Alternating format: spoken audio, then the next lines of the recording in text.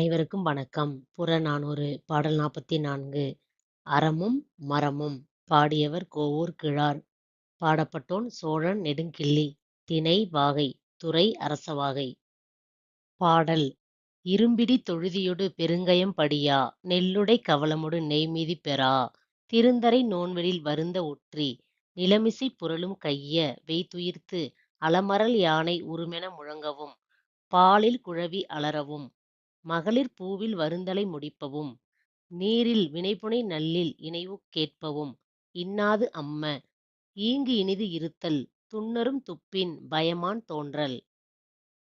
அறவை யாயின் நினது எனத் திறத்தல் மறவை யாயின் போரொடு திறத்தல் அறவையும் மறவையும் அல்லையாக திறவாது அடைத்த திண்ணிலை கதவின் நீள்மதில் ஒரு சிறை ஒடுங்குதல் நாணு தகவு உடைத்திது காணும் காலே.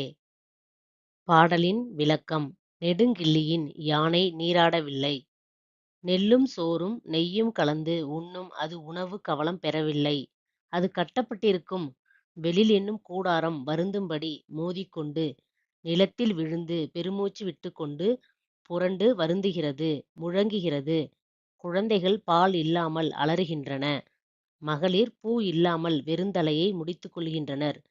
குடிக்க தண்ணீர் கூட இல்லாமல் இல்லங்களில் மக்கள் அழும் ஒலி கேட்கிறது. இப்படி இருக்கும்போது கோட்டைக்குள் நீ பாதுகாப்பாக இருத்தல் மிக மிக கொடுமை.